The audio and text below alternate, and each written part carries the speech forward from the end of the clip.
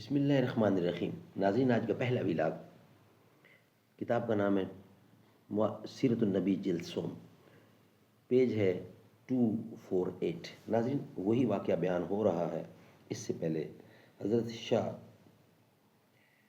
صاحب جو بیان فرماتے ہیں، یعنی حضرت شاہ ولی اللہ محدث دہلوی، انہوں نے اور حضرت عائشہ صدیقہ اور حضرت امیر معاویہ نے جو حدیث بیان کی ہے، اسی کا بقیہ حصہ کچھ رہ گیا، وہ ہم آپ کے سامنے پیش کریں گے۔ ناظرین، مین ہیڈنگ ہمارا جو چل رہا ہے وہ یہی چل رہا ہے کہ رویا سے مراد مقصود روحانی ہے، یعنی روائے صادقہ کی تعلیم۔ حضور اکرم صلی اللہ علیہ وسلم معراج کے بحالت بیداری ہونے پر صحیح استدلال، جو واقعہ معراج ہوا اس کے پر ذکر چل رہا ہے۔ اردو زبان میں سرور عالم صلی اللہ علیہ وسلم کی سیرت پر جامع ترین کتاب سیرت النبی صلی اللہ علیہ وآلہ وسلم۔ رائٹر ہیں اس کتاب کی علامہ شبلی نعمانی رحمۃ اللہ علیہ، علامہ سید سلیمان ندوی رحمۃ اللہ علیہ، جلد سوم۔ بسم اللہ الرحمن الرحیم۔ الحمد للہ رب العالمین والصلاة والسلام علی سید المرسلین وعلی آلہ واصحابہ اجمعین۔ تمہاری تہذیب اپنے خنجر سے آپ ہی خودکشی کرے گی، جو شاخ نازک پہ آشیانہ بنے گا ناپائیدار ہوگا۔ شاہ صاحب معراج کو عالم برزخ کا واقعہ بتا کر اسی طرح معراج کے تمام واقعات کی تشریح کرتے ہیں اور فرماتے ہیں، شاہ صاحب سے مراد حضرت شاہ ولی اللہ محدث دہلوی۔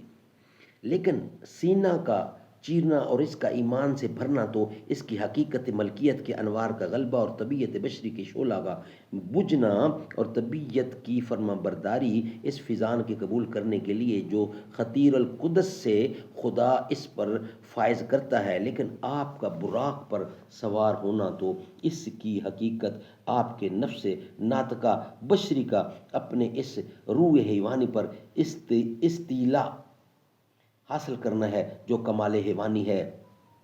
تو آپ براق پر اس طرح سوار ہو گئے جس طرح آپ کی روح بشری کے احکام آپ کی روح حیوانی پر غالب آ گئے اور اس پر مسلط ہو گئے۔ لیکن آپ کا رات کو مسجد اقصی سے جانا تو وہ اس لیے کہ یہ مقام شعار الہی کے ظہور کا مکان ہے اور ملا اعلیٰ کے ارادوں کا تعلق گاہ سے ہے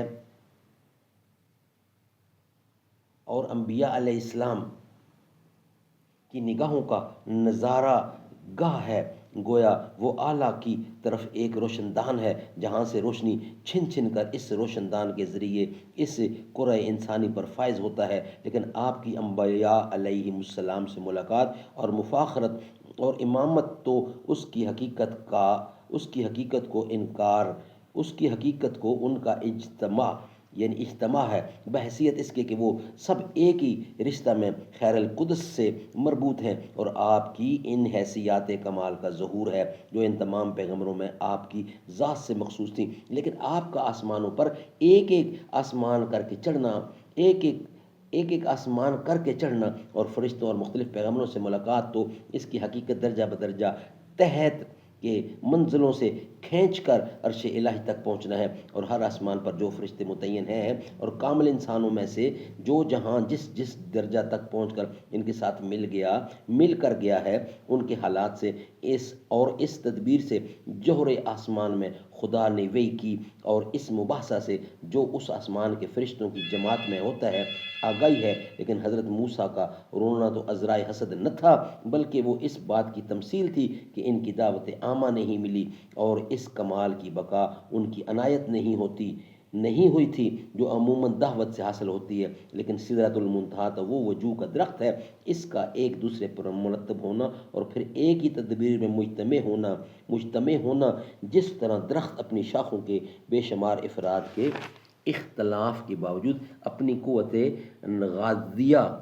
اور اپنی قوت نامیہ کی تدبیر میں متحد و مجتمع ہوتا ہے۔ ناظرین، اس کا بقیہ حصہ انشاءاللہ بیان کریں گے نیکسٹ ولاگ میں۔ یہ ولاگ یہاں کمپلیٹ کرتے ہیں۔